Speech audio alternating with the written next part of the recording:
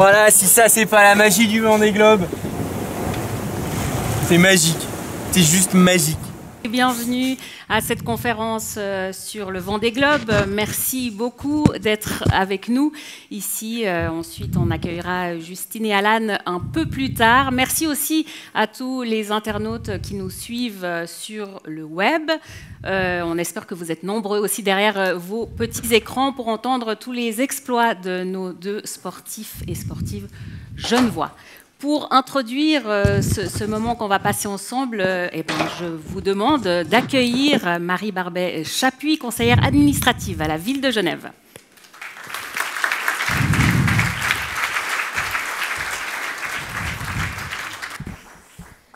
Mesdames et messieurs, chère Justine, cher Alan, ils ne sont pas encore là, mais je vous promets, ils vont arriver, vous inquiétez pas.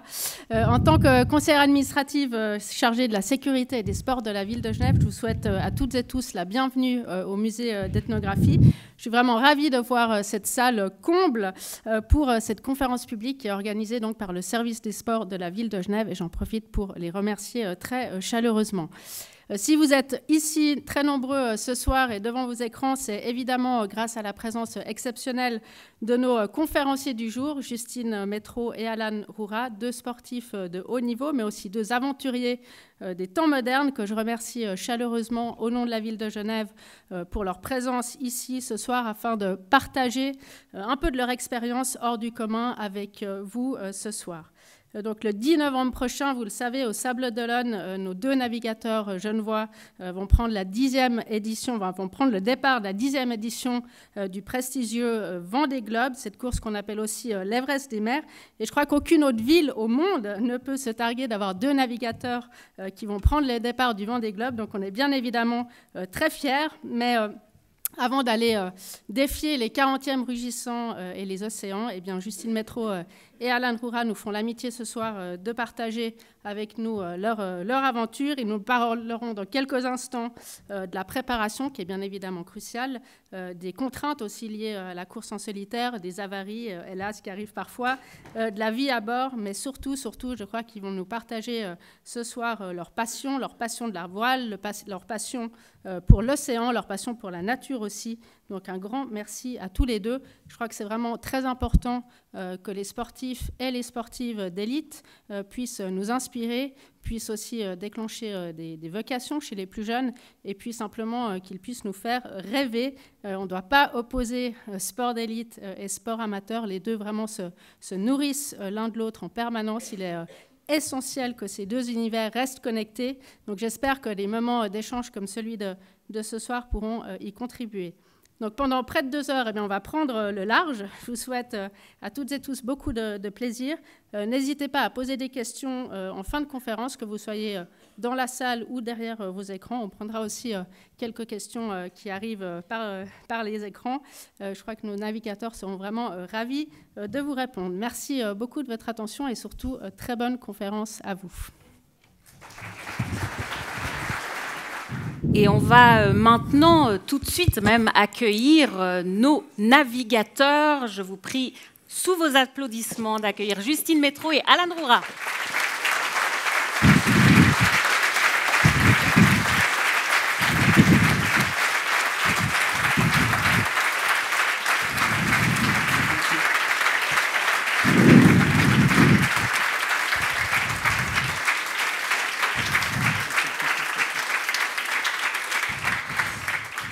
Bienvenue à vous deux. On va déjà parler du grand défi qui vous attend dans quelques mois, le Vendée Globe. C'est une course qui a lieu tous les 4 ans et c'est vraiment un morceau de bravoure, un défi unique, une des courses au large les plus exigeantes qui soit, qui se déroule en solitaire et sans escale. C'est en plus un tour du monde, 45 000 kilomètres à parcourir en près de 80 jours pour les meilleurs.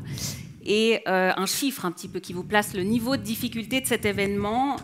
200 concurrents ont participé aux différentes éditions et seuls 114 sont arrivés. Ce n'est pas pour rien qu'on l'appelle l'Everest des mers.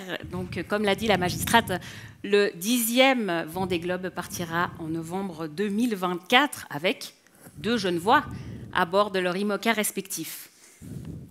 Je vais commencer avec vous, Justine, même si certainement que beaucoup de monde dans cette salle vous connaissent, pour faire un petit peu un tour de votre biographie. Vous avez 37 ans, vous êtes née à Genève, vous avez grandi à Versoix, toujours au plus proche de l'eau, une famille de navigateurs. Vos 4 frères et sœurs, d'ailleurs, sont professionnels aussi dans ce métier.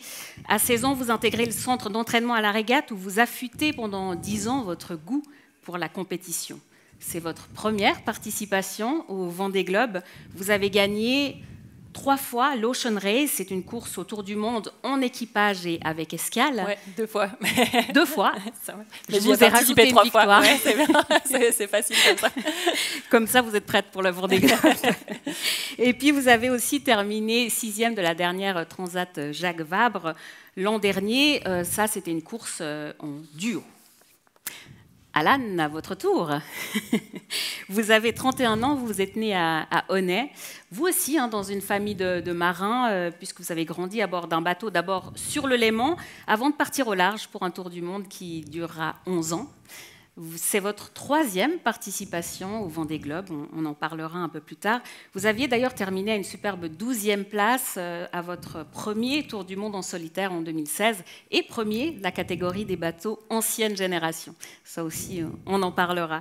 Et puis, vous détenez depuis 2019 le record de la traversée de l'Atlantique Nord en solitaire sur un IMOCA de 60 pieds.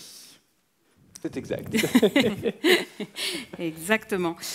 Pour vous, simplement vous dire un petit peu comment va se passer cette conférence. Donc, on va développer finalement cette thématique qui un petit peu exprime finalement tout ce que c'est, tout ce que ça représente, un Vendée Globe. Et ensuite, comme l'a déjà évoqué la magistrate, vous pourrez poser toutes les questions que vous voulez, il y aura du temps. Et aussi pour les internautes, effectivement, qui pourront poser toutes les questions qu'ils voudraient.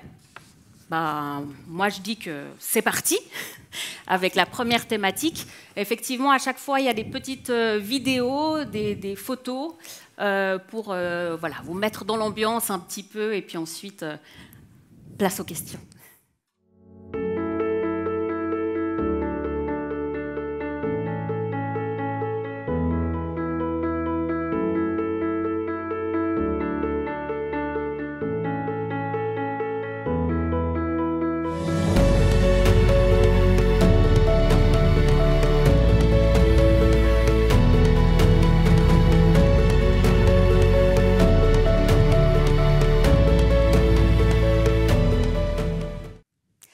Donc là, on va parler un petit peu finalement de ce qui se passe en ce moment, de la préparation pour le Vendée Globe.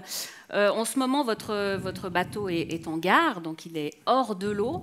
Qu'est-ce qui se passe pendant ce chantier d'hiver, justement?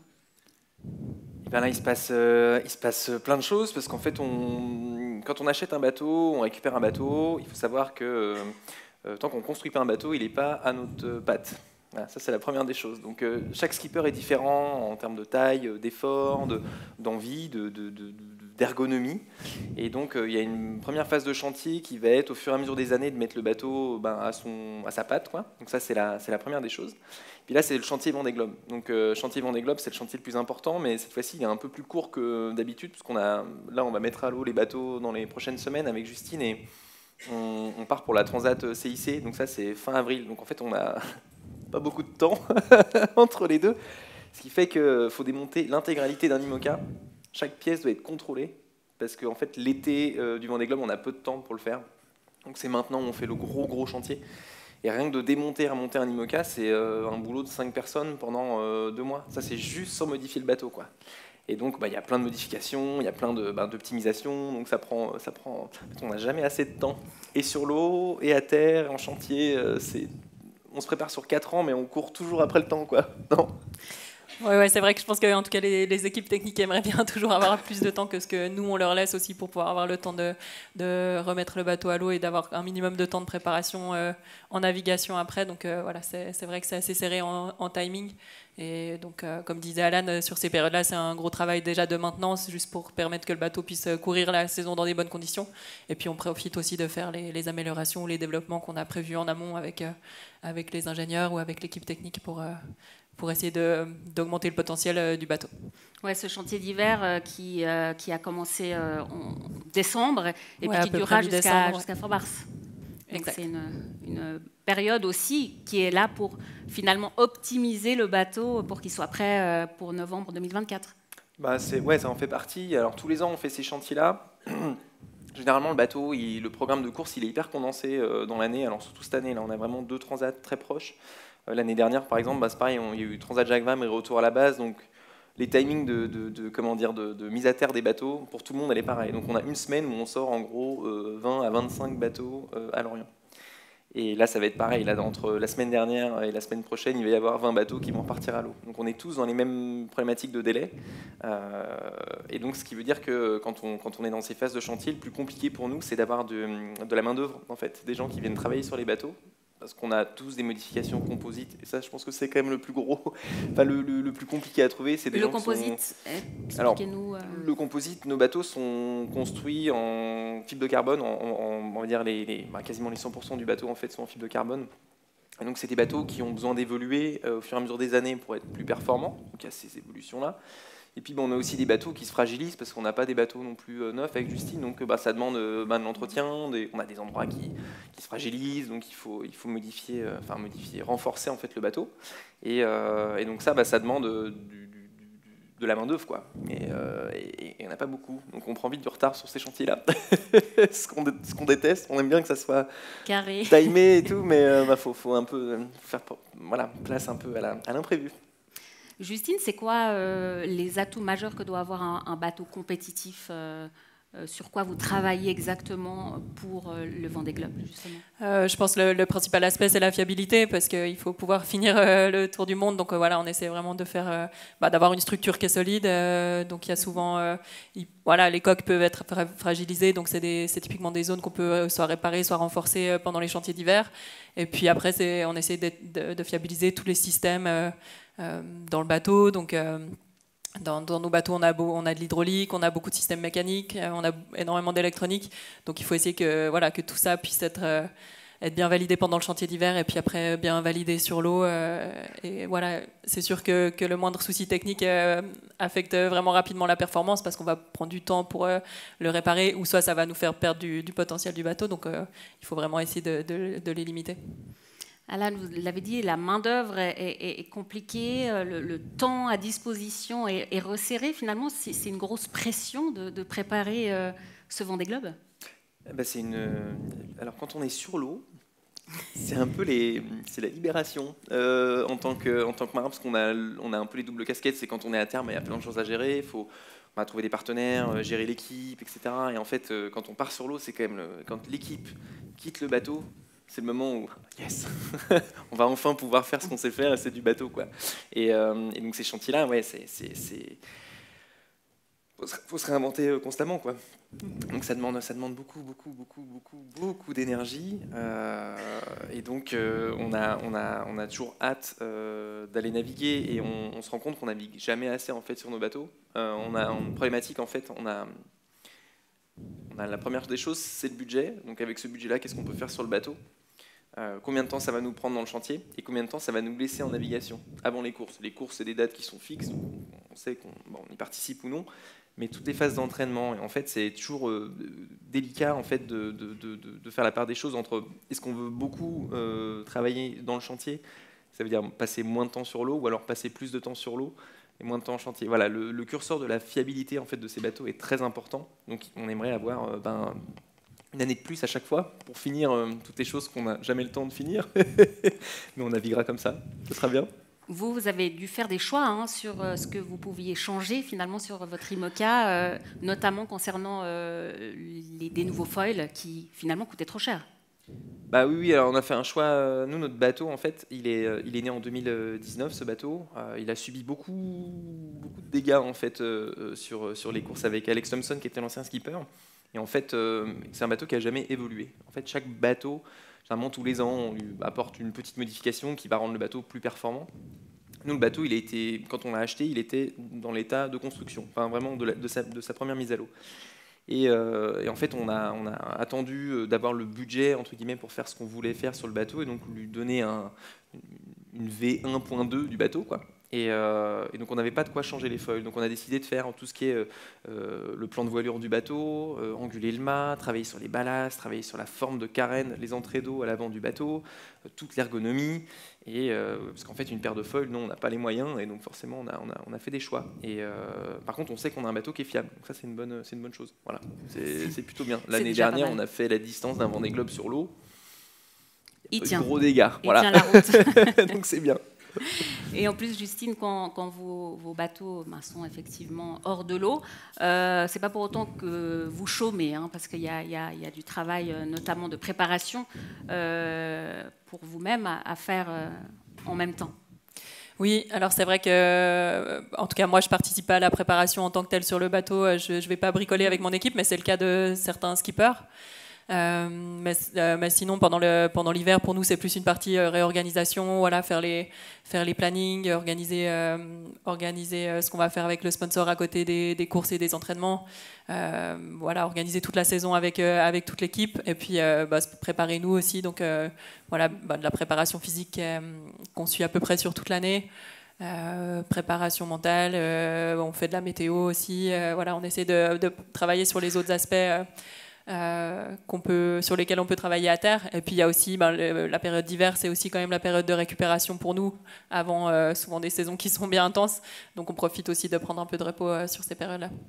Et de faire des conférences comme ce soir. Voilà, exactement. Donc c'est sûr que c'est ces périodes-là, entre janvier et mars, où on est un peu disponible avant qu'on remette les bateaux à l'eau, et que là ça reprenne bien à fond pour la saison.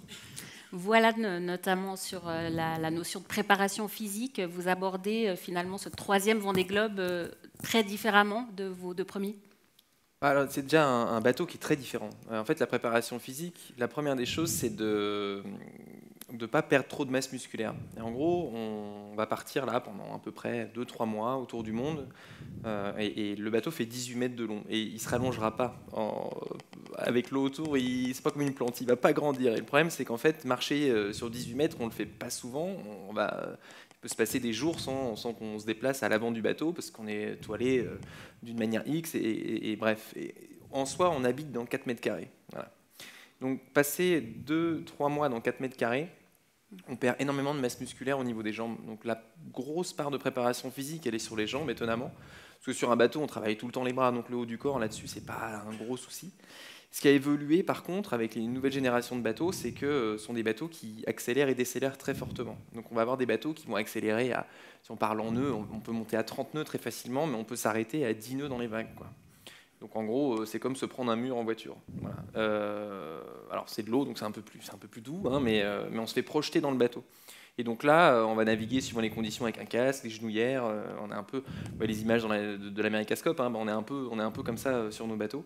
Ce qui c'est pas hyper agréable à naviguer quand même comme ça, mais ça fait partie du jeu. Et donc notre préparation physique, elle est aussi pour avoir un renforcement musculaire, de ne pas se blesser sur le bateau. Là, on a vu sur la dernière Transat Jacques Vabre, même en classe 40, des bateaux beaucoup plus petits, il y a eu des commotions cérébrales quand même. Donc c'est des bateaux qui deviennent de plus en plus durs. Et puis on allège la structure, on allège beaucoup de choses. Donc les finitions, elles sont un peu plus abrupte qu'à l'époque, donc on se fait mal aux genoux. Moi, je vois dans toute la cellule avant du bateau, la structure, elle est au niveau de mon tibia. Donc voilà, faut protection, renforcement musculaire, et donc grosse préparation physique pour tenir la cadence. Et puis, on n'a aucune aide pour manœuvrer les voiles. Tout est fait à la force des bras, bien des bras, pas des pieds sur ces bateaux-là. Ce qui fait que quand on change une voile, la manœuvre d'un changement de voile, si vous passez la pire manœuvre, vous faites speed Jenneker. Celle-là, elle est affreuse. Vous allez être à la colonne pendant à peu près une demi-heure non-stop. Ça, c'est juste de la colonne, sans porter les voiles, etc. Une voile d'IMOCA, c'est entre la plus légère, on va dire, 45-50 kg, jusqu'à 70 kg, quoi. Donc ça, c'est des voiles qu'il faut porter, qu'il faut traîner, qu'il faut sortir du bateau. Et donc, on travaille aussi sur les positions pour ne pas se faire mal, quoi. Parce que d'avoir la force physique, c'est bien, mais imaginez, le bateau il bouge constamment, donc déjà c'est pas facile, et en plus il faut pas se blesser. Donc c'est vrai que le positionnement du marin est très important, quoi. Vous, Justine, vous faites aussi partie du groupe d'entraînement Pôle Finistère Course au Large, avec d'autres navigateurs finalement qui vont participer au Vendée Globe. Puisque c'est votre premier, qu'est-ce que vous tirez justement de ces entraînements que vous faites avec vos futurs adversaires ? Oui, c'est vrai que c'est particulier ça dans notre sport de nous entraîner avec nos futurs concurrents. Mais c'est vrai que c'est une chance pour moi de m'entraîner avec le Pôle Finistère. Ça fait quelques années maintenant. Et puis voilà, c'est le centre d'entraînement où il y a, je pense, la plupart des bateaux qui sont très compétitifs. Donc généralement sur un stage d'entraînement de 3 jours, on va faire peut-être une journée de stage à la journée où on va faire des confrontations plus en vitesse. Et puis une journée, et puis on va partir après pour un offshore de 24 heures en configuration de course. Donc voilà, c'est vraiment bien de pouvoir faire ça. Ça fait, voilà, c'est comme des petites courses d'entraînement. L'avantage par contre pendant ces stages-là, c'est qu'on peut échanger avec les concurrents. Donc on s'accorde toujours sur les informations qu'on veut partager avant de partir. Donc ça peut être configuration de voile, configuration de ballast, comment on a réglé notre ski, nos foils.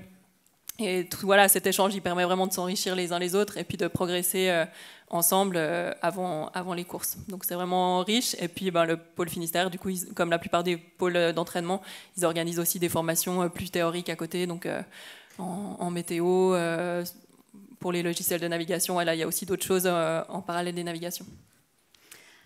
Alan, vous avez déjà vécu 2 Vendée Globe, un peu très opposés en termes d'expérience. Finalement, est-ce que vous pouvez en tirer quelque chose pour cette 3e participation ? Oui, je sais ce qu'il ne faut pas faire.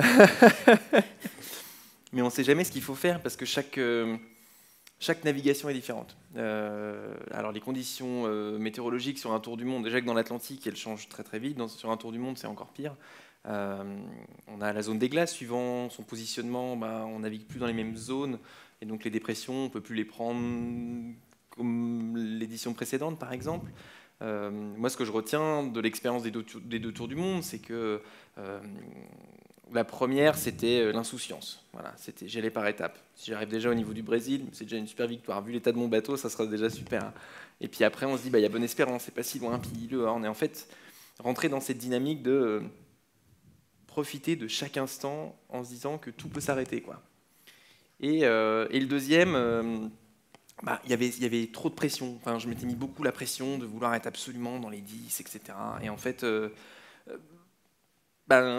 ça se passe pas comme prévu. Voilà, parce que ça se passe jamais comme prévu. Un Vendée Globe, c'est pas écrit, c'est pas calé. Même si on essaie de partir avec le meilleur schéma en tête, c'est une course très compliquée. Et donc, ce que je retiens, c'est que il faut y aller comme si c'était le dernier, profiter à fond et tirer dedans comme une marmule, parce que c'est ça aussi.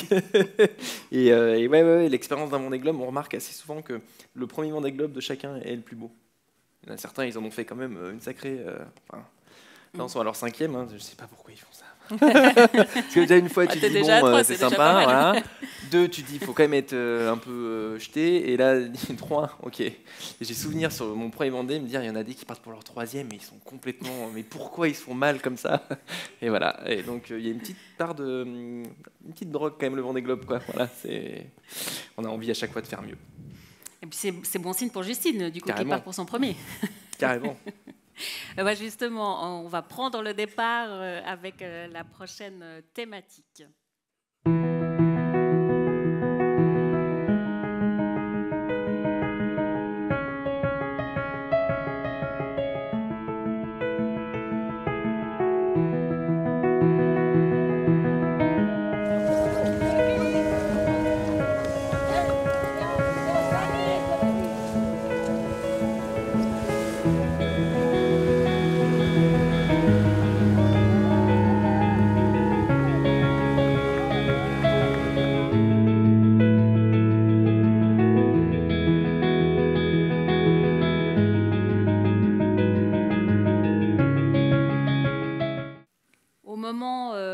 De prendre le large, Justine, c'est toujours un moment particulier?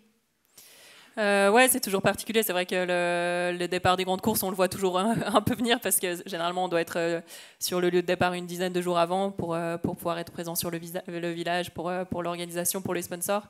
Et puis c'est vrai que jusqu'au moment du départ, quand on sait un peu mieux où on va en fonction de la météo, de la stratégie qu'on veut appliquer sur les débuts de course, voilà.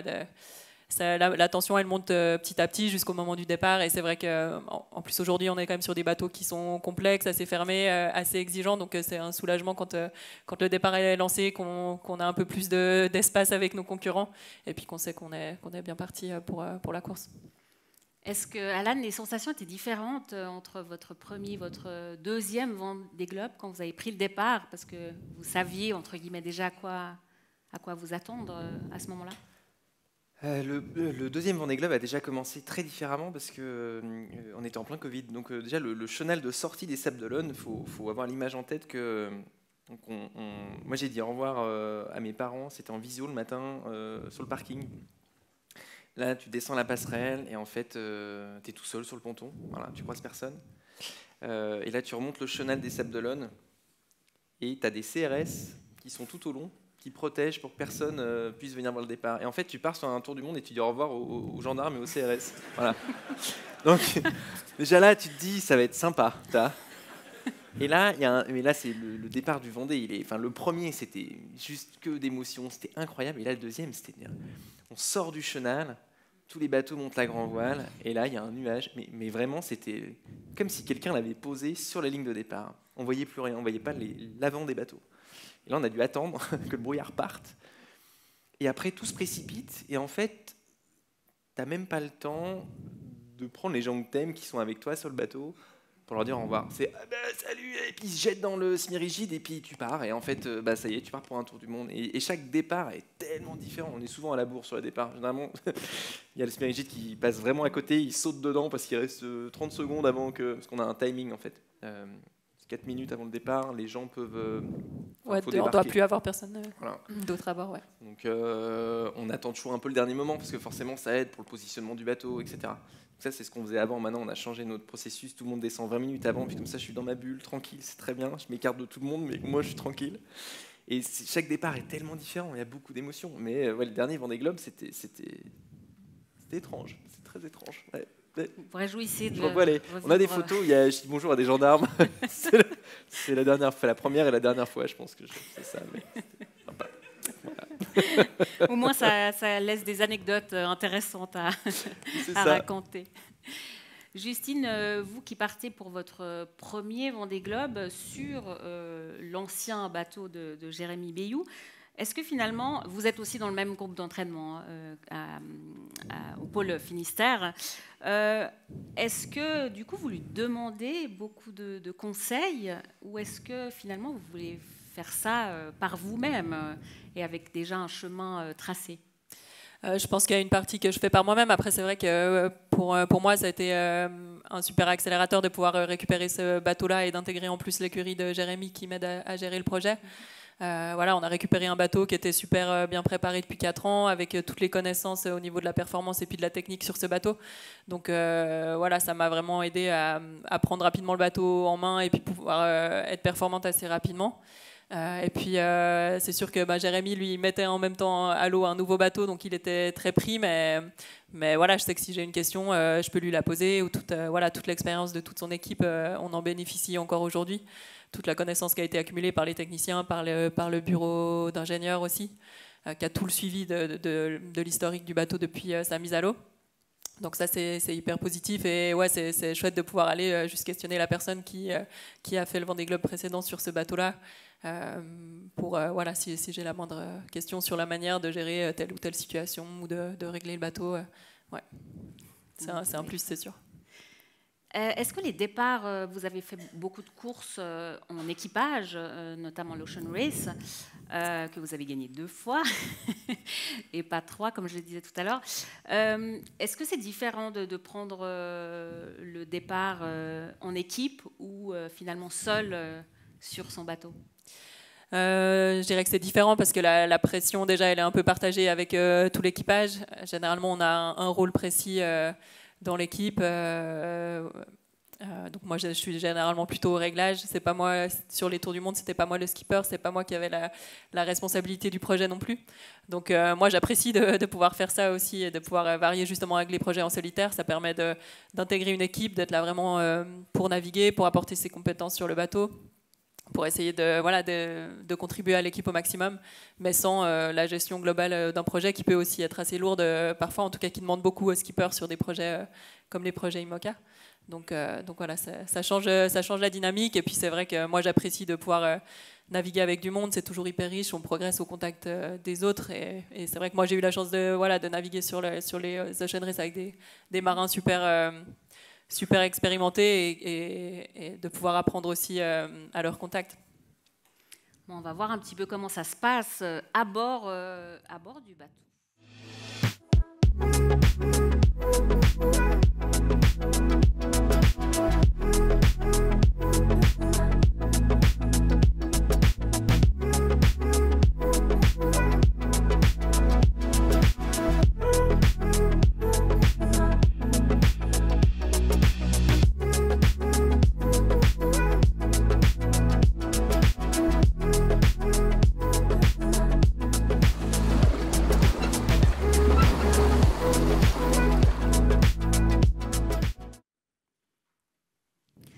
Est-ce qu'on est obligé de faire attention à tout ce qu'on prend à bord? Vous l'avez dit, 4 mètres carrés pendant presque 3 mois, que ce soit en termes de poids, en termes de... Il y a vraiment une liste très précise. Il y a alors nous, on a une base, on a un fonctionnement qui est un peu... On a la base Vendée Globe, on va dire ça comme ça, et puis après on a la base course transatlantique. Et en gros...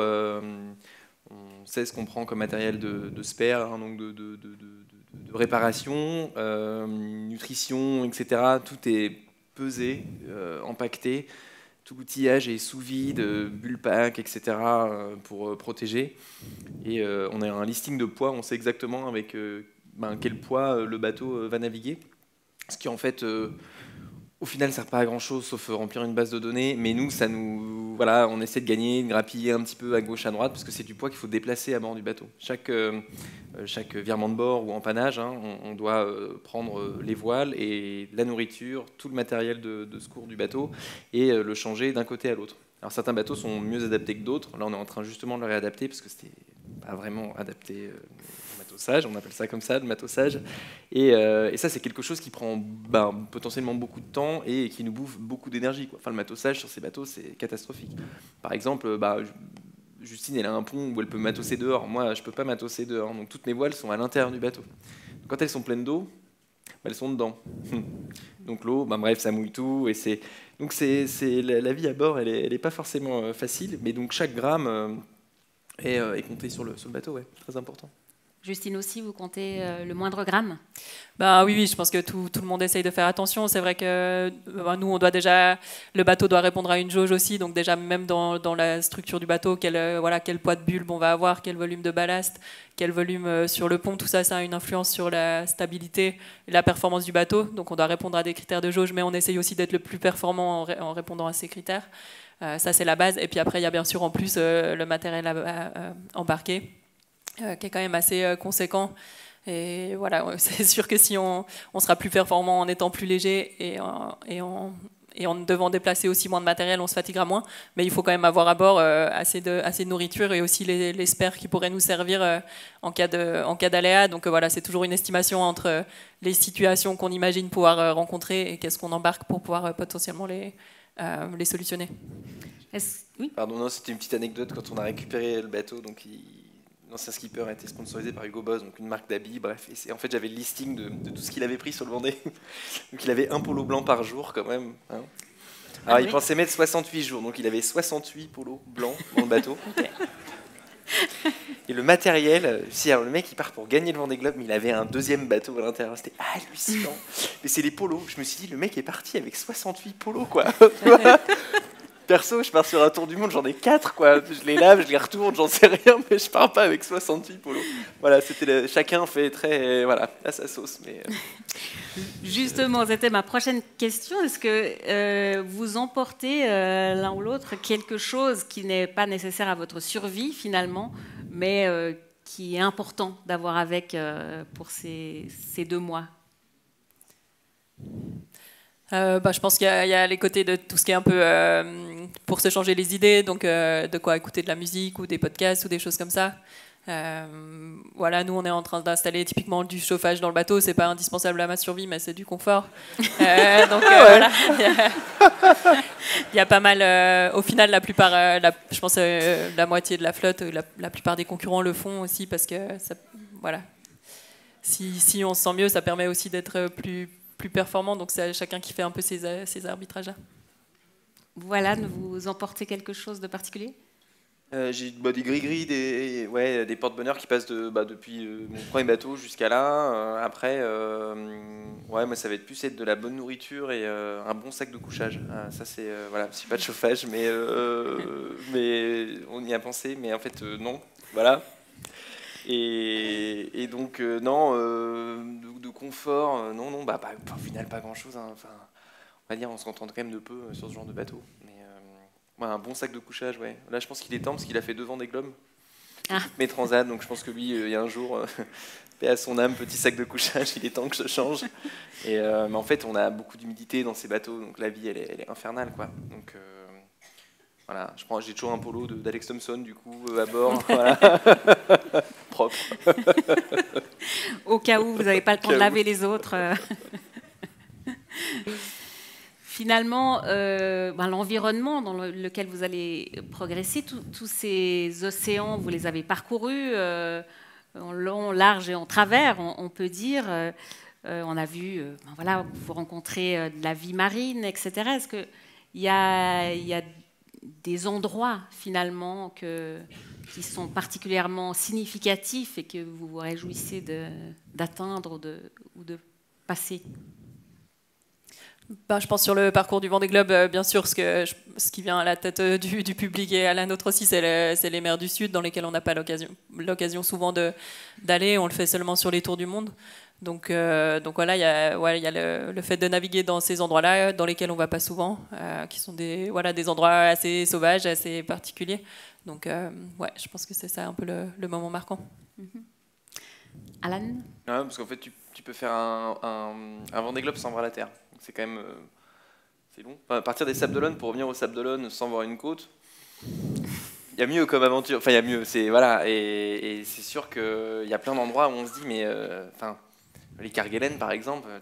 J'étais passé la première fois, je pense à 50 000 au nord des Kerguelen, et tu sens la terre. Enfin, tu sais qu'elle est là et que c'est quand même un endroit où il n'y a pas d'aéroport. Enfin, personne n'y va comme ça, quoi. Ou alors, le Horn, forcément, c'est un caillou, c'est un caillou, mais en fait c'est une marque de passage qui est tellement importante où c'est la délivrance. Tu sors du Grand Sud, parce qu'en fait on est tous hyper contents d'arriver dans le Grand Sud, mais on est très très contents d'en sortir aussi, parce que c'est quand même pas l'endroit le plus agréable pour naviguer, même si c'est incroyable. Mais du coup il y a ce côté, tu vois ce caillou qui se dessine, et en fait quand tu vois la photo du caillou devant toi, là, tu revois un peu dans les récits de marins le croquis du mec qui dit j'ai vu le Cap Horn et tout. Là, t'es à la place et puis tu fais partie des mecs qui ont fait. T'as fait tout le tour du Sud pour le voir en solo, quoi.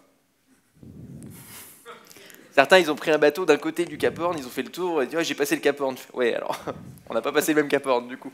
Et je trouve qu'il y a un truc, le passage du Cap Horn, c'est assez dingue, quoi. Et certains ont fait plusieurs fois le Vendée Globe et l'ont jamais vu. C'est peut-être pour ça qu'ils y retournent. La prochaine fois, je l'aurai. Ça serait la bonne. Vous parlez du Sud. Il y a une zone dans le Pacifique Sud, justement, qui symbolise un petit peu, finalement, cette aventure, cette solitude aussi que vous allez vivre pendant plusieurs mois. C'est notamment le point Nemo, l'endroit le plus éloigné de toute vie humaine, des terres, etc. Quand on est là au milieu de cet océan, qu'est-ce qu'on ressent? Un vide, quoi.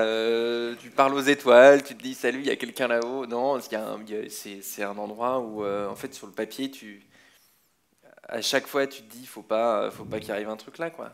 Parce que on est en flotte quand même sur le Vendée Globe, donc à quelques heures il y a toujours un bateau, donc ça c'est quand même assez rassurant, mais s'il faut attendre les vrais secours au point Nemo, c'est c'est 5 jours de mer, quoi. Donc 5 jours, quand on sait que notre radeau de sauvetage, beaucoup, c'est peut-être plus grand que notre espace vital à l'intérieur du bateau, mais c'est quand même un truc flottant avec une petite bâche dessus. Le point Nemo, tu te dis que tu le laisses derrière et tu traces vers le Horn, et c'est bien aussi.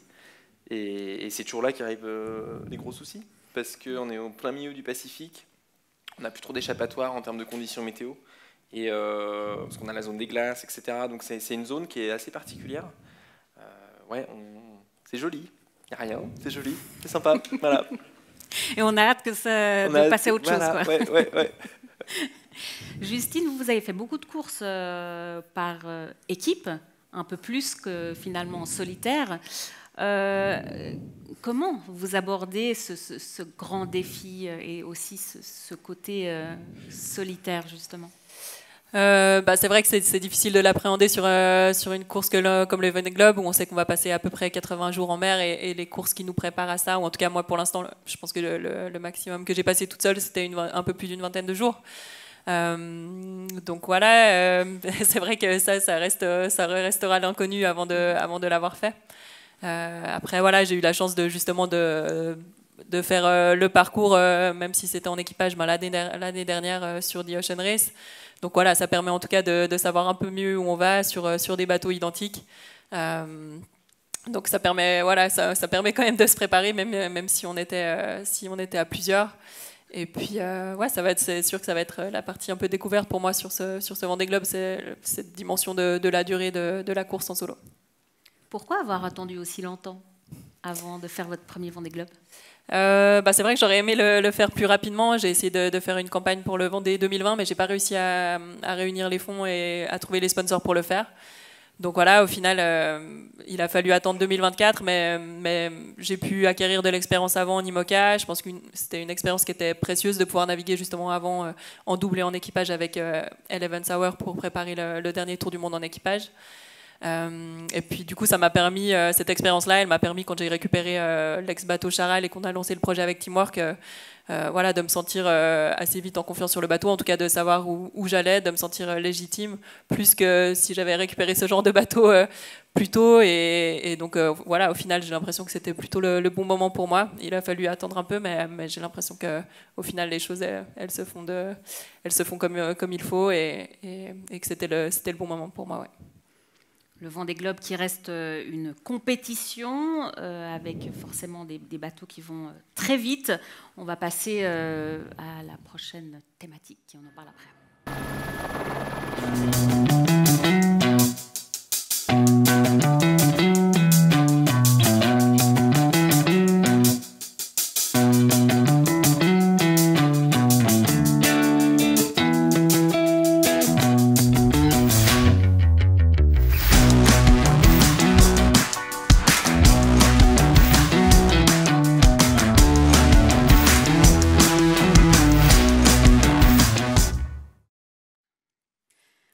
Déjà un petit peu parlé tout à l'heure de cette nouvelle génération de bateaux qui décuple la vitesse quand on est en mer. Est-ce qu'en fait il faut beaucoup plus d'engagement aujourd'hui quand on fait le Vendée Globe qu'il y a 10, 15 ans en arrière ? Les bateaux ont beaucoup évolué. Je pense que l'engagement, la grosse différence, c'est quel curseur on veut mettre sur le bateau. En fait, aujourd'hui, la problématique, c'est pas le bateau, c'est le marin qui est à bord. Les bateaux n'ont plus vraiment de limite de vitesse, ça dépend des conditions de mer, mais là, sur le retour à la base, par exemple, qui était une des premières courses en solitaire avec les nouvelles générations de bateaux, les skippers sont rentrés en disant, voilà, on a mis une semaine, un petit peu plus d'une semaine, ça, on sait le faire. Par contre, plus, à la cadence du début à la fin qu'ils ont fait, aujourd'hui, ils n'arrivent pas à tenir cette cadence, quoi, sur un Vendée Globe. Donc le problème c'est ça, les bateaux à l'époque, on pouvait être à 200% sur les bateaux, bon ils n'allaient pas plus vite, mais on arrivait à tenir les bateaux. Aujourd'hui c'est les bateaux qui nous tiennent, quoi. Et donc c'est là toute la différence. Alors les bateaux sont de plus en plus rapides, puissants, ce qui permet dans les conditions parfaites, on va dire, de pouvoir appuyer sur l'accélérateur et de prendre de l'avance sur les autres. Ça c'est un vrai plus. où les bateaux d'ancienne génération n'avaient pas ce côté boost mode, là, le NOS, là, des voitures de tuning, là, bah, c'est exactement ça. Et ces bateaux-là, ils sont incroyables. C'est que la bonne voile au bon moment, et puis c'est parti. Enfin, c'est vraiment des machines. Alors, ça va plus vite, et en même temps, c'est plus inconfortable et plus confortable. Il y a les deux extrêmes. C'est-à-dire, suivant les conditions, c'est des bateaux qui sont extrêmement confortables. Ça rebondit, on est sur un coussin d'air, il y a le bruit, ça siffle beaucoup, il y a beaucoup de décibels dans le bateau. Par contre, par exemple, si on prend le pré, meilleure allure du monde, le pré, c'est super le pré. Ça commence à décoller au pré. T'as préféré? Surtout, ouais, alors, moi, le bateau, on adore ça. Là, c'est horrible. Alors déjà parce que nous, on n'avance pas, mais en plus, on est un semi-volant, donc le bateau, en fait, il rebondit et ça tape, quoi, et ça tape. Et au final, on a la boîte de Doliprane, et puis et voilà. Et j'ai pas souvenir avec mes précédents bateaux que c'était si désagréable. Il y a vraiment des allures qui sont très complexes et d'autres qui sont plutôt agréables. Après, c'est on-off, ça vole, ça retombe, ça vole, ça retombe. Voilà. Ça fait travailler beaucoup le gréement.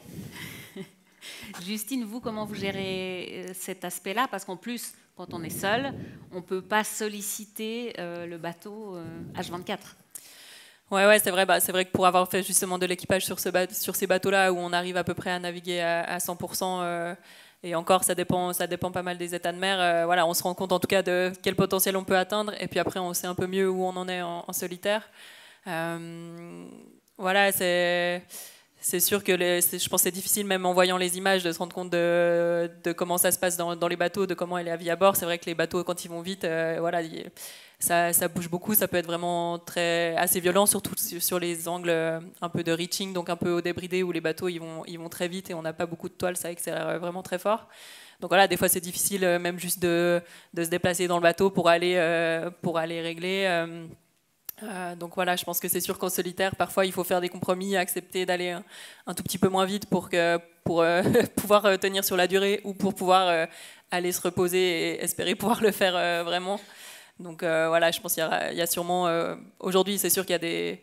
comme il disait Alan, on a des bateaux qui sont trop grands et trop puissants pour une seule personne. Donc voilà, c'est tout le jeu un peu de réussir à tirer un maximum de potentiel avec les limites qu'on a nous-mêmes, et de réussir à le faire sur une certaine durée.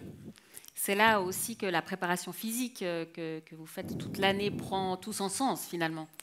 Ouais, je pense qu'il y a un aspect préparation physique, bien sûr, parce que les bateaux, ils sont très engageants, quoi.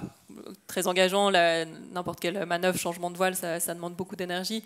Il y a le fait de ne pas se blesser, comme il disait Alan. Et puis, il y a aussi, bien sûr, la navigation, l'expérience sur le bateau pour savoir mieux les maîtriser, mieux les régler, pour pouvoir, du coup, être en confiance avec les bateaux aussi, et trouver les bons paramètres pour que le bateau se comporte bien aussi dans les différentes conditions. Et un aspect dont on a très peu parlé, c'est aussi la préparation mentale. Vous, Justine, vous en faites depuis de longues années. Vous, Alan, c'est venu peut-être un peu plus récemment notamment cet aspect de préparation mentale que vous n'aviez pas forcément sur vos premiers Vendée Globe. Les premiers Vendée Globe, j'avais pas... En fait, le premier, je m'étais dit, se préparer mentalement, super, mais comment tu veux que quelqu'un te prépare à passer, 100 jours en mer sans passer 100 jours en mer? Enfin bref, je sais pas, j'étais parti dans un délire. Et après, je me suis dit, il fallait quand même passer ces 100 jours en mer pour comprendre que c'est notre pire ennemi et nous-mêmes, mais voilà. Et c'est vrai que j'ai pas fait sur le deuxième. J'ai vraiment attaqué la préparation mentale, après la route du Rhum, il y a 2 ans maintenant, parce qu'en fait, le problème, il n'est pas forcément sur l'eau, de la gestion personnelle sur l'eau, c'est comment se fixer ses objectifs, comment atteindre ses objectifs. Comment avoir confiance en soi, ça c'est un gros problème, c'est mon gros problème. Et donc, grosse remise en question, parce que je fais une route du Rhum clairement médiocre. Et au retour, grosse remise en question, quoi. Je suis mauvais, voilà, Voilà. Et donc tu vas voir un psy, tu vas voir un coach mental, et puis un deuxième, et puis après tu fais naviguer des gens sur le bateau aussi. Tu te dis, c'est pas mal, peut-être que... Parce que, ok, je peux être mauvais, mais peut-être que le bateau, il a un truc aussi. Puis il y a des mecs qui viennent à bord, puis ils disent... Il y a quand même un truc sur le bateau, il va falloir bosser dessus. Bon, du coup, tu reprends confiance, etc. Mais la prépa mentale, en fait, elle est elle est là pour nous donner des clés. C'est des clés pour se rebooster en mer. Parce qu'en fait, on n'a pas un mode d'emploi de soi, et on va vivre sur le Vendée Globe des on-off, quoi, hein. En une journée, on passe une quinzaine d'émotions différentes, du rire aux larmes, il y a tout nous passe par la tête. On est tout seul, on est tout seul dans un endroit confiné. Alors, les gens nous disaient pendant le confinement, je pète un plomb. Ouais, en fait, tu as un frigo, une douche, une salle de bain, voilà, un super lit et tout, c'est super, tu as la télé, tu as Internet, tu peux aller dans ton jardin. Nous, on est confinés, mais par contre, il n'y a rien de tout ça, quoi. Et donc, il y a moyen de vraiment péter un plomb. Après, chaque marin est très différent. Certains adorent la solitude, d'autres moins. Moi, c'est plus, cette prépa mentale, elle est là pour vraiment que je prenne confiance en moi et que je sorte le meilleur de moi-même sur l'eau. Voilà. Et vous, Justine, je l'ai déjà dit, hein, vous travaillez avec un préparateur mental depuis longtemps. Sur quels aspects en particulier vous travaillez en prévision du Vendée Globe ? Ouais, c'est vrai, sur la plus particulière, c'est vrai que ça fait 12 ans que je travaille avec la même personne, donc on se connaît bien. Il y a pas mal de choses qui je pense, étaient réglées depuis le temps. Et là, sur le Vendée Globe, on s'est dit comment s'enlever la part de stress qui est due des fois à l'incertitude ou au fait qu'on imagine certaines situations ou certains problèmes qu'on pourrait rencontrer. Donc, par exemple, dans des conditions de forte, de se dire si j'ai tel ou tel souci là, ça va être compliqué à gérer. Donc voilà, on a commencé à travailler aussi avec mon équipe technique sur mieux me préparer aux différents aléas que je pourrais rencontrer. Voilà, c'est un travail qu'on a fait ce printemps pendant quelques jours avec l'équipe pour bien cibler les différentes problématiques et puis qu'ils puissent m'aider à mieux me préparer. Donc aussi comment on met en place les apprentissages pour qu'ils soient efficaces, parce qu'on n'a pas beaucoup de temps, comme disait Alan, sur cette saison. La saison, elle est bien remplie, il y a plein de choses qui se passent, et puis du coup d'essayer d'être efficace aussi sur cette préparation un peu plus technique et gestion des avaries, pour que moi je sois plus en confiance en général sur le bateau, et puis plus à même d'agir efficacement s'il y avait tel ou tel problème. Est-ce qu'il y a aussi, pour vous, en particulier, une gestion, une préparation sur la durée parce qu'avant, vous aviez passé un maximum de 20 jours en mer seul. Là, ça sera 2 mois, voire plus. Est-ce qu'on peut s'y préparer ? Ça, je pense que c'est compliqué à préparer. Voilà, c'est sûr, comme il disait Alan, on essaye de travailler à être stable moralement, à ne pas être atteint par les soucis qu'on pourrait rencontrer ou de ne pas tomber dans des cercles de pensée négatifs. Mais voilà, j'ai l'impression que ça, aujourd'hui, c'est plus des choses que je rencontre. En tout cas, que les situations difficiles, on peut réussir à les tourner aussi positivement. Donc voilà, mais ouais, il y a pas mal d'aspects à mettre en place. Mais c'est vrai que le côté de la durée, je pense qu'il est assez compliqué à appréhender. Ouais. Alan, vous l'avez déjà évoqué, finalement, surtout sur votre premier Vendée Globe, vous êtes parti un petit peu à la fraîche, si je puis dire. À l'arrache. D'accord. Ah, quand même. Mais disons, voilà, en quête d'aventure, finalement. Est-ce qu'aujourd'hui, en 2024, c'est plus possible de partir comme ça, sans être préparé mentalement, physiquement, avec le bateau, etc. On peut toujours partir pas préparé. Et ça, c'est une chose. La grosse différence entre le Vendée Globe 2016 et aujourd'hui, c'est que là, avec Justine, on est en train de faire tout le cursus, cette sélection de mine nautique et de qualification pour atteindre le Vendée Globe.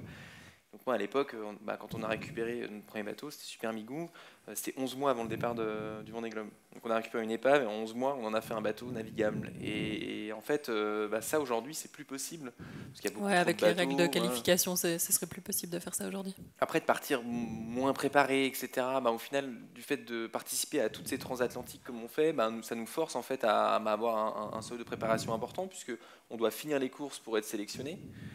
Et donc, au final, la flotte IMOCA, entre 2016 et aujourd'hui, on avait 50% de la flotte qui terminait les courses à l'époque. Aujourd'hui, franchement, il y a quasiment 100% sur toutes les courses. Et ça, c'est un gage de sérieux. Par contre, ça demande plus de budget aussi, parce qu'il faut une équipe plus conséquente, etc.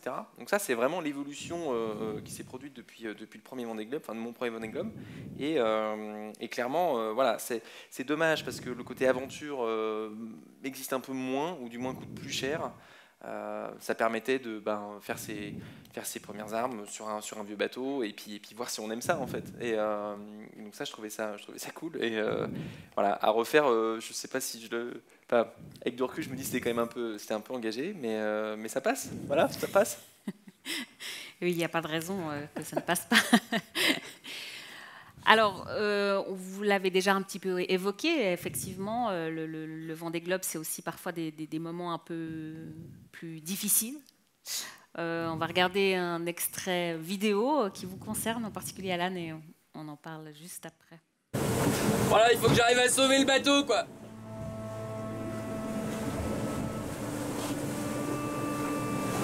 Je pense que changer un safran dans 45 nœuds, ça a jamais été fait. Je veux pas perdre le bateau, quoi.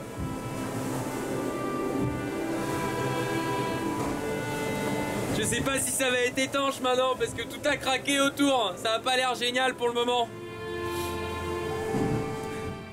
Alan, de revoir ces images, l'histoire se termine. J'avais moins de cheveux blancs. C'est tout ce que vous retenez. Mais pour dire, l'histoire s'est bien terminée. Vous avez réussi à sauver votre bateau.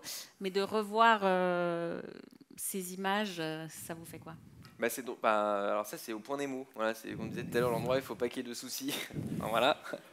En fait, c'est drôle parce que Justine en parlait tout à l'heure quand on a des avaries, d'essayer de les anticiper au chantier, de faire des essais, etc. Puis Super Bigou, quand il était hors de l'eau, s'était dit on a un safran de spare et donc faut voir en fait à terre comment on peut le changer, quoi. Parce que c'est des grosses pièces, hein, ça fait 3 mètres de long un safran en tout, parce qu'il y a la mèche, etc. Et comment l'enquiller sous la coque et machin. Et en fait, donc on a fait l'essai avec l'équipe et on s'est dit laisse tomber, tu le casseras pas, et ça ira parce que c'est inchangeable. Et en fait, il y a un moment donné où t'as pas le choix, quoi. Et quand t'as pas le choix, t'as pas le choix. Et pas de préparation mentale sur ce premier Vendée Globe. Je finis en larmes.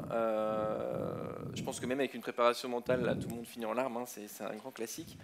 Par contre, j'avais suivi un conseil d'un vieux loup de mer, on peut dire ça comme ça, Christophe Lebin, qui est un figariste de longue date, et qui m'avait dit avant le départ du Vendée Globe, avant chaque manœuvre, avant chaque prise de décision, tu t'arrêtes et tu te fais un café. Et donc là, je suis en train de couler, quoi. L'eau rentre dans le bateau, etc. Et je me souviens prendre mon réchaud et me faire un café. Oui. Et en fait, ça permet de prendre c'est pas long à se faire un café, hein, mais bon, t'as toujours l'eau qui rentre, tu te dis, c'est bon, je finis. Et en fait, tu prends le temps et tu sors, tu finis ton café, tu fais, allez, t'arrêtes de chialer maintenant, puis tu vas changer ton safran, et puis. Et c'est ça, il faut se réinventer constamment, et c'est un souvenir horrible, parce que alors moi je pense que le plus horrible c'est pour l'équipe, quoi, qui était à terre, et la direction de course d'ailleurs, parce que t'appelles, moi j'appelle la direction de course, puis je coule, voilà. Je répète, je coule. Alors c'est pas la direction de course, j'appelle mon boat captain, je dis écoute, je suis en train de couler, j'ai arraché le safran, je coule, je te rappelle dans 10 minutes. Voilà. Je le rappelle pas 10 minutes après. Je le rappelle 1h30 après et j'ai changé mon safran. Sauf que lui, il tient informé la direction de course. Enfin bref, vraiment de combat. Alan va crever au milieu du Pacifique. Bref, c'est super. Et puis, voilà, le Vendée Globe, on dit souvent que c'est une emmerde par jour. Alors quand on n'a pas une un jour, tu dis il y en aura 2 demain. Voilà. C'est ça. Vous avez hâte, Justine? Ouais. Mais non, mais c'est cool. En équipage, c'est un peu pareil. Donc, Vous avez évoqué quelque chose d'intéressant, Alan, parce que finalement, c'est une course en solitaire, mais l'équipe qui reste à terre a un rôle très important à jouer, Justine, quand finalement il se passe quelque chose. Oui, parce que c'est vrai que les échanges, ou en tout cas l'information pour avoir de l'aide et de la ressource technique, c'est la seule autorisation qu'on a d'assistance avec la Terre. Donc on peut consulter notre équipe quand on a un souci ou quelque chose qui dysfonctionne. Et c'est sûr que c'est une aide super précieuse. Aujourd'hui, les bateaux ils sont trop complexes pour qu'on puisse être à même de gérer tout seul, tout le temps. Donc notamment justement au niveau de tout ce qui est électronique, c'est souvent la personne qui est le plus sollicitée. Et puis avec le boat captain, donc qui a la vue générale de tout le bateau. Donc on va pouvoir les consulter en cas de besoin et eux ils vont pouvoir aller consulter d'autres personnes encore à terre, les spécialistes de chaque domaine si besoin, les architectes, le bureau d'ingénieurs, ceux qui ont développé les systèmes de pilote automatique. Voilà, il y a encore après d'autres personnes ressources, mais nous on a le contact avec une petite cellule de veille qu'on va pouvoir contacter directement et avec qui les échanges vont se faire. Mais c'est sûr que c'est une aide indispensable vu la complexité des bateaux aujourd'hui. Et quand justement il y a un problème sur le bateau, ça se passe comment finalement le processus? D'abord on essaie de régler soi-même et puis après on appelle à l'aide si c'est trop grave, ou la jauge elle est où? Moi à la base c'était ça, j'essayais de réparer tout seul et après j'appelais. Et après je me suis dit c'est con, je paye des gens pour trouver des solutions, ce serait bien que je les appelle avant de réparer tout seul. Et du coup voilà, mais il y a des choses des petites choses faciles, on dit qu'on les a réparées, et puis voilà, des choses plus complexes, on est obligé d'appeler son équipe. Ça peut être tout bête, mais au final, un dysfonctionnement du pilotage automatique. Vous imaginez une centrale nucléaire dans le bateau, avec, il y a 3 km je crois, de câblage électrique dans un IMOCA, vous avez 300 capteurs, et là, il y en a un qui ne marche pas. Mais ce capteur-là, il fait tout sauter dans le bateau. Il n'y a plus de pilote. Là, il faut trouver quel capteur c'est. Vous êtes au téléphone à la barre avec votre gars, votre geek, il appuie là-dessus, il se passe 2-3 heures comme ça au téléphone, et puis à un moment donné, paf, il a trouvé la panne et c'est reparti, quoi. Mais sans ça, comme disait Justine, nos bateaux, mais on ne peut pas naviguer. Enfin, sans pilote automatique, franchement, on barre 1 heure, on a le bras qui s'est rallongé de 10 cm. Enfin, c'est pas la peine, quoi. C'est des super bateaux, hein, mais ça, le pilote fonctionne très bien. Enfin, quand il marche, il faut l'utiliser, c'est bien. Mais il y a plein de choses. Après, on va appeler sur une fissure dans le bateau, une casse structurelle, on va appeler l'équipe parce que on n'est pas expert en composite. Eux, ils vont regarder les plans du bateau, dire par exemple, tu vas meuler sur telle distance, tu vas prendre un UD et puis un RG45 parce que bref, c'est les termes pour réparer le bateau, tant d'épaisseur, et là c'est bon. Faire tout seul, oui, on va mettre une peau et puis, mais en fait ça boucle le trou, mais ça répare pas le bateau, quoi. Voilà. Donc il y a quand même un processus important. C'est-à-dire qu'on a un peu des seuils, à quel moment il faut appeler ou pas l'équipe, quoi. Et puis ça permet, le fait que l'équipe ait toutes les informations, ça leur permet de garder la trace de tout et de pouvoir... des fois, on peut voir peut-être un peu d'eau dans le fond du bateau, on peut se dire que c'est pas grave, mais en fait, c'est un ballast qui est en train de fissurer. Voilà, c'est important de tout transmettre pour qu'ils aient vraiment la vision claire et puis qu'ils puissent aussi avoir peut-être des alarmes ou être sensibles sur des points que nous, peut-être, on pourrait sous-estimer quand on est pris aussi juste par la course et par la gestion du bateau au quotidien. C'est quoi le pire finalement qui vous est arrivé sur un bateau, Justine? Je pense que c'est le dématage, parce que le dématage, ça veut dire que la course elle est finie, on peut pas réparer. Aujourd'hui, c'est compliqué même de récupérer déjà une partie du matériel, récupérer tout, c'est quasi impossible. Donc c'est vrai que ça c'est les moments durs, parce qu'on sait que c'est une avarie, mais sur laquelle qui est trop grave pour qu'on puisse la régler et repartir. Finalement, dans le Vendée Globe, quelque chose le pire cauchemar presque de tout marin, c'est de ne pas pouvoir finir cette course. Là, aujourd'hui, les bateaux sont visiblement un peu plus performants. Il y a plus de skippers qui arrivent au bout. Mais pourquoi c'est presque déjà un exploit en soi de franchir la ligne d'arrivée. Dernier Vendée Globe, on a Boris Herrmann, donc un marin allemand qui est incroyablement bon, qui on ne saura jamais, mais peut-être une petite baisse de vigilance, bref. Donc c'est le soir de son arrivée, il tape un bateau de pêche. Il est dans le golfe de Gascogne, il vient de faire le tour du monde. Et il arrive à finir avec un foil qui est complètement ouvert, le mât il tient par force du bon Dieu, et c'est là où on se rend compte que le Vendée Globe, tant que la ligne n'est pas franchie, mais il peut se passer encore plein de choses. Et c'est vrai que de réussir à franchir cette ligne, ça demande une énergie folle, quoi. C'est un bateau pas éclairé au large. Alors on a plein de capteurs, mais on peut pas voir un fantôme au milieu de l'eau, quoi. Enfin, c'est voilà. On pourrait, mais c'est pas facile. Et donc c'est une concentration, mais énorme. Et donc, c'est un engagement du début à la fin. finir un Vendée Globe, c'est un exploit en soi. On se souvient du premier et après il y a les autres. Et là-dedans, chacun écrit son histoire. Et c'est vrai que le Vendée Globe, il y a de la performance, il y a de l'aventure, il y a tout mélangé. Et c'est ce qui fait la beauté de cet événement, parce que j'ai trouvé le bon terme. C'est la dernière aventure sur mer, sur terre du coup. Mais en plus de ça, c'est un sport mécanique.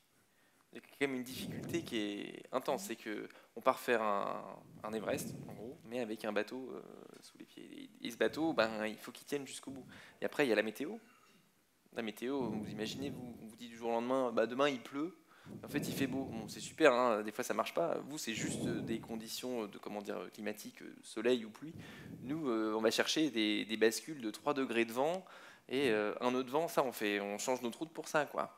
Mais des fois, c'est pas juste, forcément. Déjà, on n'arrive pas à savoir s'il va faire beau demain. Alors, nous, c'est un peu plus précis, mais c'est que des paris. Et en fait, le Vendée Globe, c'est un jeu. Il y en a un qui gagne. Voilà. Et on a tous envie d'être celui qui fameux, gagne. C'est sûr qu'on sait, là, voilà, ça va être la première fois où il va y avoir 40 bateaux qui vont partir. La dernière édition, c'était plutôt une trentaine. Et voilà, on sait que malheureusement, c'est encore jamais arrivé que tous les bateaux terminent. Les pourcentages ils se sont améliorés parce que les bateaux sont de plus en plus fiables. Il y a des pièces aussi qui sont devenues monotypes, comme les voiles de quille qui posaient problème avant, où des bateaux pouvaient perdre leur quille ou leur bulbe. Les mâts aussi, aujourd'hui c'est le cas des baumes. Donc tout ça, cette monotypie, elle a permis d'augmenter les coefficients de sécurité sur ces pièces-là, parce que du coup les skippers sont moins joueurs ou ne peuvent pas jouer à essayer d'être au plus léger. Donc ça contribue, mais voilà, malheureusement, je pense que c'est sûr qu'il y aura encore des abandons sur le prochain Vendée Globe, parce que comme il dit Alan, on est sur un sport mécanique et qu'on a beau essayer de se préparer le mieux du monde, il y aura toujours une partie d'aléa et une partie qu'on ne contrôle pas complètement. Et s'il se passe quelque chose, parfois on est vraiment au milieu de nulle part. Finalement, c'est là que la solidarité aussi entre marins entre en jeu. Est-ce que vous, au cours de votre carrière, à un moment donné, vous avez dû ou été à la rescousse d'un autre bateau en perdition ou qui allait mal? Non, alors la seule fois où on était assez proche, c'était sur le Vendée en 2016. On était 3-4 bateaux et il y avait un Irlandais qui avait un souci de grand voile, et en fait il était dans le Grand Sud et il était bloqué au premier riz, donc il avait réduit de 10% en gros sa grand voile. Quand on est dans le Grand Sud, on n'a pas envie de rester avec sa grand voile bloquée à un riz quand même, c'est un peu engagé quoi, et surtout en solo. Et il a une phobie de monter au mât. Et du coup, il était obligé. Et donc, on était 2 bateaux autour de lui. On lui dit, écoute, nous, on peut rien faire, mais en tout cas, si tu montes au mât, on est à vue, quoi. Donc, bon, si t'es bloqué en haut, mais au moins, on peut te faire coucou. Voilà. Et il a pas voulu monter en haut du mât, et il casse son mât le lendemain. Voilà, parce qu'il y avait une grosse dépression. Et puis, porter assistance, c'est récupérer quelqu'un qui a abandonné son bateau. Ça s'est vu sur plein de Vendées. Porter assistance à un marin qui est sur son bateau, ça veut dire abandonner un des 2 bateaux, quoi. Donc ça se fait pas du tout. Et puis au final, on est inutile. Le seul moyen, c'est de communiquer à la VHF en disant, je sais pas, moi, essaye ça ou essaye ça. Mais enfin voilà, ça n'a aucun intérêt au final. Donc voilà, c'est un Irlandais. Qui avait peur du vide. Il avait peur de la hauteur. Il était tout petit aussi, c'est peut-être ça, je sais pas. Mais il y a des belles histoires. Donc il démate au sud de la Nouvelle-Zélande, et Thomas Ruyant à ce moment-là casse son bateau, et il se retrouve donc il y a 2 bateaux qui sont cassés du coup en Nouvelle-Zélande. Il avait dans sa tête l'idée de finir son Vendée Globe. Donc il a racheté le bateau qui était en meilleur état avec un mât, et il a fini son Vendée Globe tout seul. Voilà. Ça marque, un Vendée Globe, quand on prend le départ, il faut le finir, quoi. C'est un truc. Et il y en a certains, je pense à Quito de Pavan, qui a essayé 3 fois, et ça a fait 2 jours, 6 jours et 1 mois de mer. Voilà. C'est dur, hein. Chaque fois, vous mettez 4 ans pour préparer un Vendée, ça peut durer 2 jours, quoi. Ouais, Faut être copain avec ses sponsors. Pour repartir pour un tour. Effectivement, on le sent que le Vendée Globe, c'est aussi beaucoup d'émotions, que ça touche finalement plein de choses. Et puis, on va regarder une petite vidéo.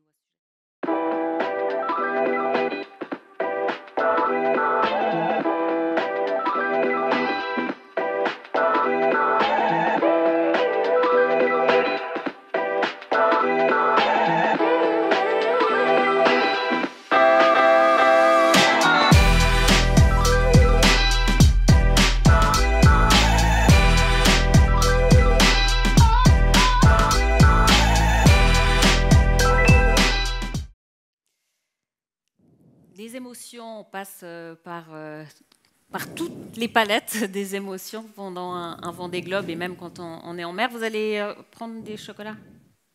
Ouais, ça c'était un de mes frangins qui les avait fait déposer dans le bateau avant le départ de la route du Rhum. Donc on a souvent des petites surprises comme ça fait toujours plaisir.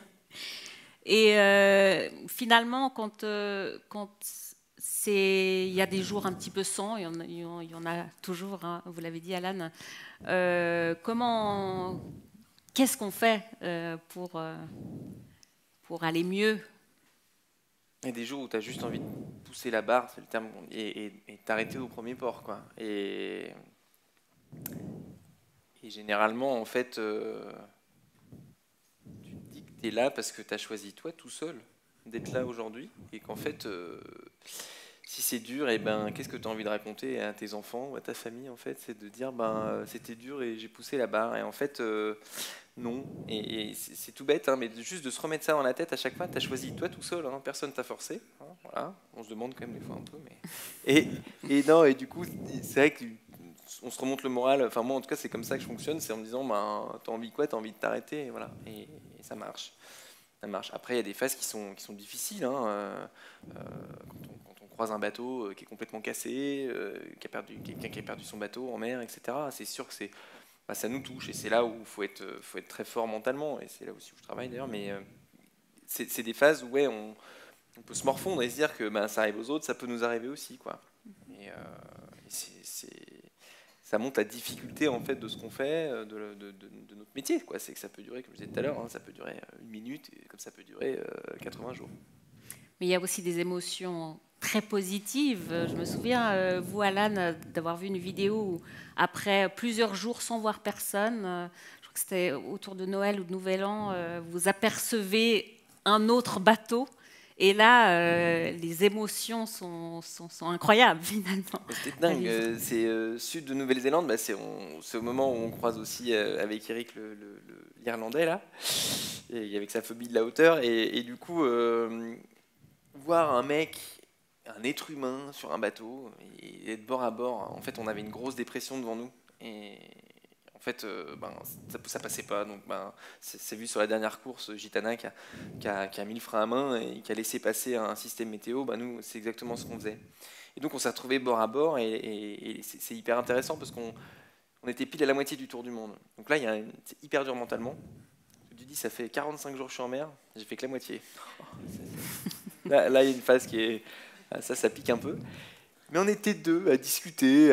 Franchement, on était accoudés, chacun sur la filière du bateau, donc sur le côté, comme là, à discuter de pont à pont. Ça va, toi? Ça va, machin. On a failli se rentrer dedans, évidemment. Une petite vidéo là-dessus.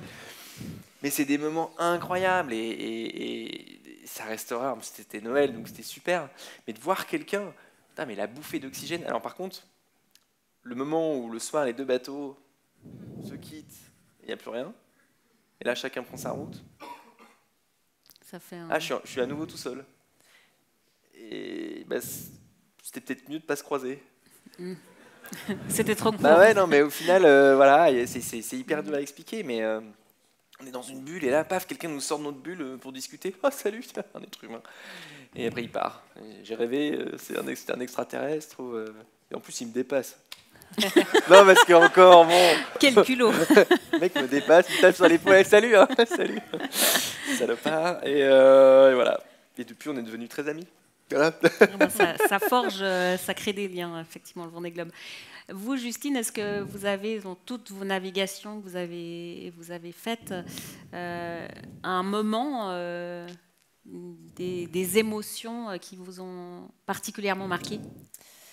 Ouais, bien sûr. Je pense qu'il y a plein de moments où, voilà, parce qu'on est réveillé au milieu de la nuit, au milieu de nulle part, on voit des choses qu'on voit pas à terre. Il y a des super nuits étoilées, des beaux moments de course. Et c'est vrai que pour l'avoir fait aussi en équipage, c'est chouette aussi des fois de partager ça à plusieurs. Quand tout se passe bien à bord, qu'on a l'impression presque d'être une seule entité sur le bateau, parce que tout le monde arrive à donner son maximum. Dans l'équipe et ça fonctionne super bien, ça communique super bien et c'est hyper fluide. Ça, c'est des moments qui sont hyper satisfaisants en équipage. Et puis après, c'est vrai que tout seul, il y a aussi des moments d'harmonie avec le bateau. On a l'impression de bien le mener, d'avoir fait les bons choix stratégiques, de s'être bien géré aussi. Et puis toutes les choses qu'on peut voir, comme on disait aussi quand on est en mer, les rencontres avec la faune, les paysages. Les ciels, certains phénomènes. Donc, c'est toujours riche. Et puis, je pense que ça fait partie, en tout cas pour moi, ça fait vraiment partie de notre sport, ce contact aussi avec la nature. Vous êtes finalement tous les deux différents, ce qui est normal, hein. Vous êtes deux êtres humains. Mais ce que je voulais dire par là, c'est qu'on a d'un côté Alan, vous êtes un aventurier, un pur aventurier. Justine, vous êtes un peu plus dans la compétition, une navigatrice compétitrice. Est-ce que finalement, vous serez tous les deux dans quelques mois aux mêmes endroits, est-ce qu'on, même si on a des personnalités différentes, on partage des émotions qui se ressemblent? Moi, je dirais bien sûr. Je pense que quand on va faire ce genre de course, c'est parce qu'on a envie d'aller chercher un peu les mêmes choses. Et bien sûr, le Vendée Globe est une compétition, mais voilà, la dimension, elle est telle qu'il y a toujours une part d'aventure. Et c'est le cas sur la plupart des courses au large, parce qu'on est quand même, on navigue dans un élément qu'on maîtrise pas complètement. Donc, moi, j'aurais tendance à dire que oui. Et c'est ce qui fait que je pense généralement les marins s'entendent bien. C'est vrai que ceux qui savent le mieux ce qu'on vit, finalement, c'est nos concurrents. Donc c'est chouette de pouvoir partager ça aussi avec eux. Alan, vous êtes d'accord, j'imagine? Oui, je pense qu'on a tous ceux qui courent, ceux qui font le Vendée, mais ceux qui courent, qui font la course au large, il y a un truc dans le regard où on sait qu'il a fait la mini, qu'il a fait ci, qu'il a fait ça, il y a un truc et on peut pas l'exprimer. On a vécu quelque chose qui ne dit pas, enfin c'est pas parce que c'est un secret, mais c'est parce que c'est quelque chose il y a des émotions, il y a des images qui peuvent pas, ça peut être écrit, ça peut être peut-être peint, mais en tout cas je sais pas, moi je trouve pas à chaque fois les mots de ce qu'on vit, parce que il y a une part de solitude, il y a une part de et en fait en mer, moi je parle plus avec les concurrents qu'avec ma famille, quoi. Parce qu'on se comprend. On a un peu l'impression en mer d'être dans une espèce de monde parallèle, et il n'y a que entre nous où on arrive à se comprendre. Vous imaginez, vous êtes dans une tempête, vous êtes dans le golfe de Gascogne, départ de course, j'en sais rien. Il y a 40 nœuds, vous tirez des bords, ça tame, vous êtes fatigué, vous n'avez pas enlevé vos bottes depuis 3 jours. Enfin, je vous laisse imaginer. Et là, vous envoyez un texto, parce qu'on a WhatsApp à bord. Comme je disais, on a tout. On n'a pas Netflix, mais on a quand même pas mal de choses. Et vous envoyez un message, non, c'est la guerre et tout. Enfin bref, on bave un peu, mais c'est cool. Et puis, nous ici. Nous ici, on est allé au cinéma, où t'étais là, le décalage, et en fait du coup non, c'est très sur le Vendée, le dernier Vendée Globe, j'ai appelé ma femme, j'ai appelé 3 fois ma femme, j'ai appelé une fois mes parents à Noël, quoi, et c'est tout, parce qu'on n'a rien à se dire. Non mais c'est horrible, hein, mais à ce moment-là, en tout cas. À ce moment-là, mais parce qu'on partage pas la même chose. Nous, on est dans une planète, la planète eau, là, bateau, voilà, bateau. Et tout tourne autour de ça. Et c'est vrai que c'est plus entre concurrents qu'on partage. Vous partagez beaucoup. Après la compétition, effectivement, il y a l'arrivée. Toujours un moment particulier.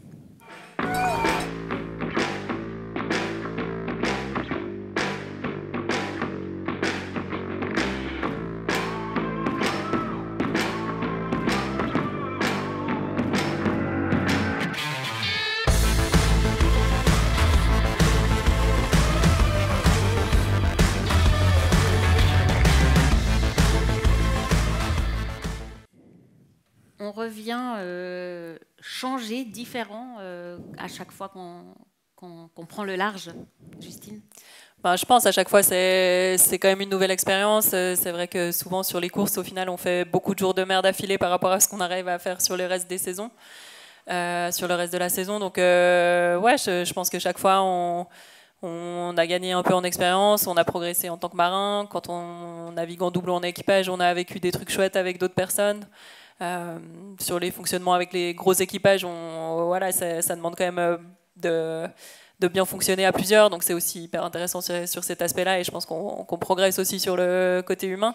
Donc tout ça fait que c'est riche, et puis ouais, je pense qu'on a toujours vécu un truc un peu particulier, et puis il y a toujours du plaisir aussi de retrouver l'équipe à terre qui a fait un énorme travail pour nous permettre d'aller courir. Et, c'est vrai que je pense que c'est un côté qu'on sous-estime sûrement sur les projets, l'engagement que mettent la dizaine de personnes qui travaillent avec nous sur la durée de l'année. Donc c'est chouette aussi quand la course s'est bien passée de pouvoir retrouver l'équipe et de pouvoir partager ces chouettes moments avec eux, et qui est l'aboutissement de beaucoup de travail de toute l'équipe. Est-ce que c'est parfois difficile? Il faut un temps d'adaptation quand on revient sur la terre ferme? Moi, je dirais, en tout cas, moi, j'ai l'impression que c'est pas mon cas. C'est vrai que souvent, l'arrivée, on la voit venir quand même. On sait que, voilà, on sait avec nos routages combien de temps on a encore à arriver. On commence, voilà, après, on voit la terre, on voit les premiers bateaux qui nous accueillent. Donc, c'est vrai que dans la tête, on s'y est préparé, et puis ça se fait au final assez naturellement. Et c'est vrai que, en tout cas pour moi, généralement, je passe une première bonne grosse nuit à terre pour récupérer, puis après, on arrive à se remettre dans le rythme assez facilement. Alan, vous avez une famille. D'ailleurs, vous avez accueilli votre deuxième enfant il y a quelques semaines. Mois. Deux. Oui, bon, ça fait 8 semaines finalement. Oui, c'est vrai. Je suis pas bon en maths, hein. Je fais du bateau. Vous n'avez pas besoin de l'être pour bien naviguer. Est-ce que justement maintenant d'avoir une famille, ça change quelque chose pour vous quand vous revenez? Est-ce que vous avez plus hâte finalement d'arriver? J'avais hâte de voir ma femme sans les enfants aussi. Hein. Non, ça change. Qu'est-ce que ça change? Ce qui change, c'est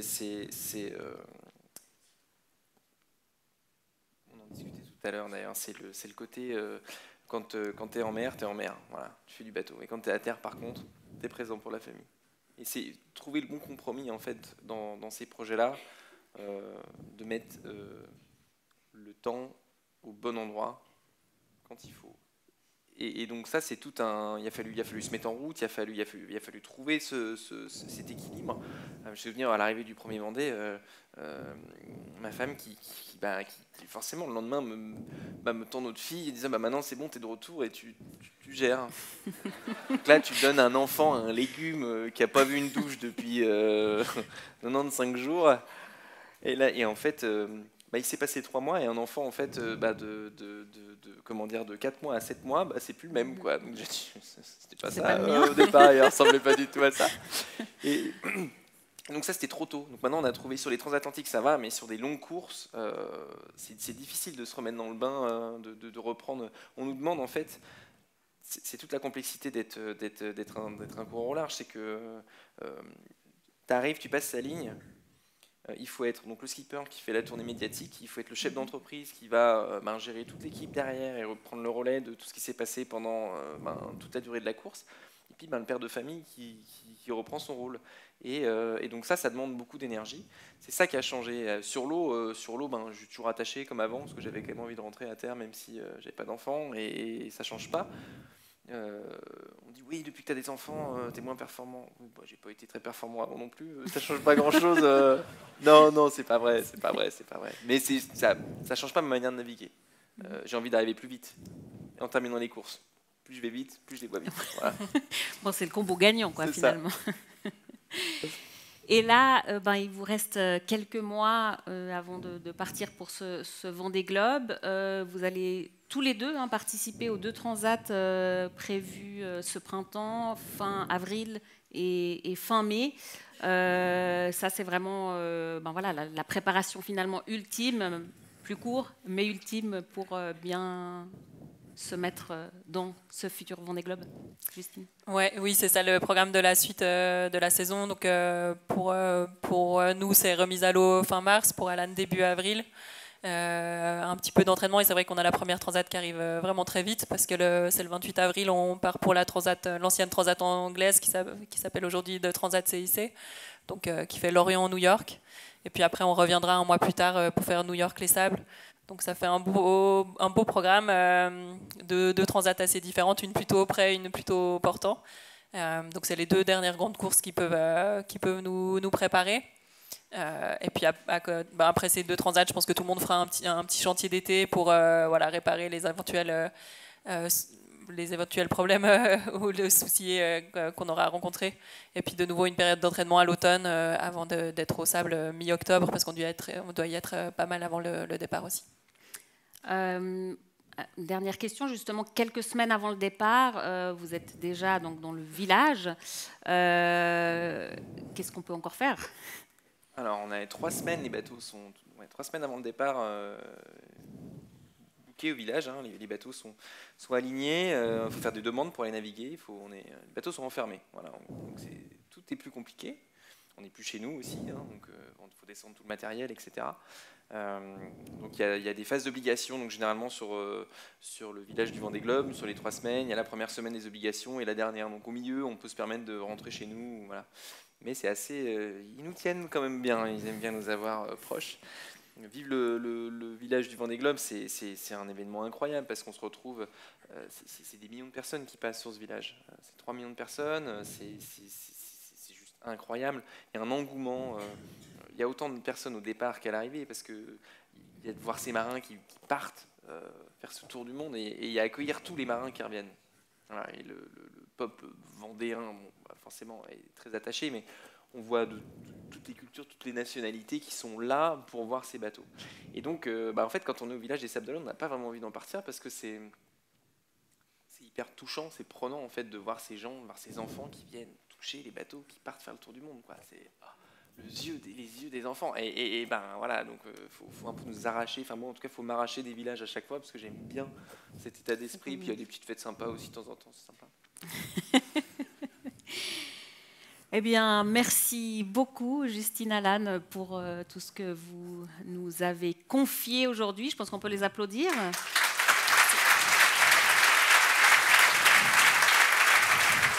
Et juste avant de se quitter, je vais demander à Marie Barbet-Chapuis de revenir sur scène pour conclure cette conférence. Merci en tout cas beaucoup à vous tous, public et chez vous derrière vos écrans, pour cette attention que vous avez donnée à nos 2 navigateurs, skippers qui vont bientôt partir. Je vais faire très très court, juste 1 minute pour remercier Odessa Blanc, les équipes techniques du MEG et celles du service des sports pour l'organisation de cette conférence. Je crois qu'on peut les applaudir elles aussi.